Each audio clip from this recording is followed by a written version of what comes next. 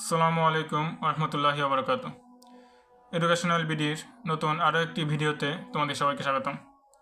So আজকের ভিডিওতে আমরা এইচএসসি আইসিটি তৃতীয় অধ্যায় এর দ্বিতীয় অংশ ডিজিটাল ডিভাইস এই অধ্যায়টি নিয়ে আলোচনা করব। সো আজকে আমরা এই অধ্যায়ের খুবই গুরুত্বপূর্ণ একটি টপিক লজিক গেট নিয়ে আলোচনা করব। সো লজিক গেট হলো এমন একটি সার্কিটের মতো। এর মাধ্যমে সাধারণত বিভিন্ন বড় বড় ক্যালকুলেশন, যোগ বিয়োগ এগুলো করা হয়। মোবাইল, কম্পিউটার, ক্যালকুলেটর সব কিছুর মধ্যেই লজিক গেট ব্যবহার করা হয়।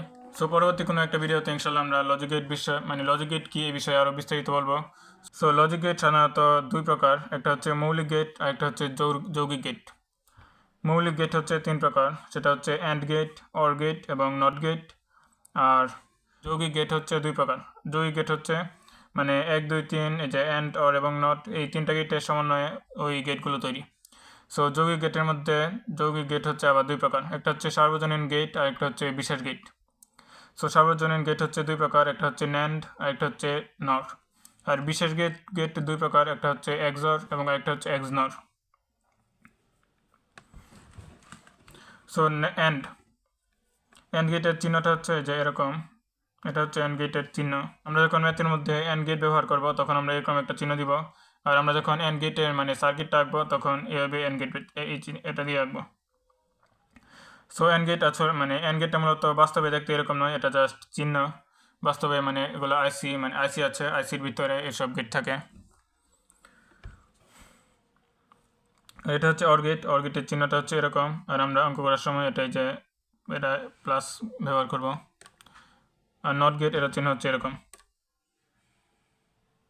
আর এই যে ন্যান্ড গেট, এটা হচ্ছে মূলত নট এবং এন্ড এই দুটো গেটের সমন্বয়ে ন্যান্ড গেট তৈরি।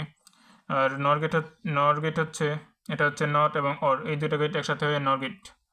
আর এটা চিহ্ন হচ্ছে এই যে এরকম। আর আমরা অঙ্ক করার সময় যে এভাবে ব্যবহার করব। আর তারপরে হচ্ছে এক্সর, এটা হচ্ছে এক্সক্লুসিভ অর, এটা হচ্ছে এক্সর। আর এটা হচ্ছে এক্স নর, এক্সক্লুসিভ নর। সো অ্যান্ড গেটের কাজ কি? অ্যান্ড গেটের কাজ হচ্ছে, ধরো যখন কোনো একটা ডিভাইসে সবগুলো ইনপুটই এক হবে, যদি কোনো একটা ডিভাইসের ইনপুটের মধ্যে সবগুলো ইনপুটই এক হয় তাহলে আউটপুট এক হবে। এটা হচ্ছে অ্যান্ড গেটের শর্ত। অ্যান্ড গেটের মধ্যে যদি অ্যান্ড গেটের মধ্যে এই দুটো হচ্ছে ইনপুট, আর এই দিক দিয়ে এটা হচ্ছে আউটপুট। সো অ্যান্ড গেটের মধ্যে দুইটা ইনপুট দেওয়া যায়। সো ইনপুট হিসাবে অবশ্যই বাইনারি নাম্বার যায়, 0 অথবা 1।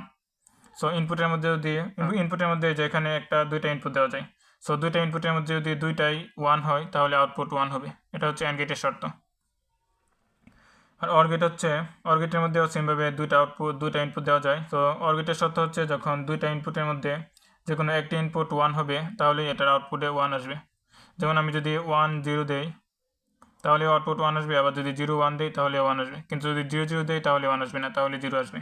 আর নট গেট হচ্ছে এখানে ইনপুটও দেওয়া যায় একটা, আর আউটপুটও আসে একটা। এটার কাজ কি? এটার কাজ হচ্ছে জাস্ট ইনপুট যেটা থাকে আউটপুট এটার বিপরীত আসবে। যেমন ইনপুটে যদি আমি 1 দেই তাহলে আউটপুট হবে 0, ইনপুটে যদি 0 দেই আউটপুট হবে 1। এটা হচ্ছে ন্যান্ড গেট। ন্যান্ড মানে কি? ন্যান্ড মানে হচ্ছে নট এন্ড মানে এন্ড এর বিপরীত। এন্ডে আমরা কি দেখছিলাম? দুইটা এন্ড হচ্ছে যখন সবগুলো 1 হবে তখন 1, তার মানে এখানে সবগুলো 1 হলে 0 হবে, আর বাকি সব ক্ষেত্রে 1 হবে। মানে এই যে এন্ড যেটা হবে সেটা জাস্ট বিপরীত। এটা হচ্ছে নট মানে হচ্ছে নট আর অর এই দুটো একসাথে হয়েছে নর।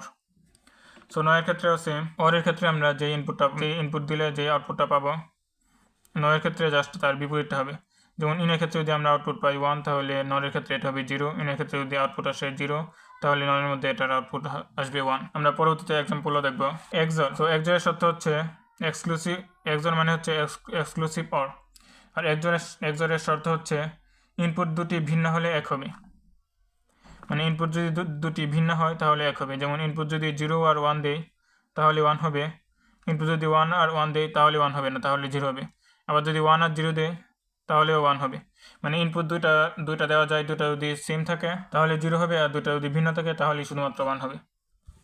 তারপর এটা হচ্ছে এক্স নর মানে এক্সক্লুসিভ নর। এটা হচ্ছে এটার বিপরীত, দুটি ইনপুট যদি একই হয় তাহলে 1 হবে। যেমন আমি যদি 0 0 ইনপুট দেই তাহলে আউটপুট হবে 1, আবার যদি 1 1 ইনপুট দেই তাহলেও হবে 1, আবার যদি 0 1 দেই তাহলে 0 হবে, আবার যদি 1 0 দেই তাহলেও 0 হবে। সো এখন আমরা কিছু এক্সাম্পল দেখব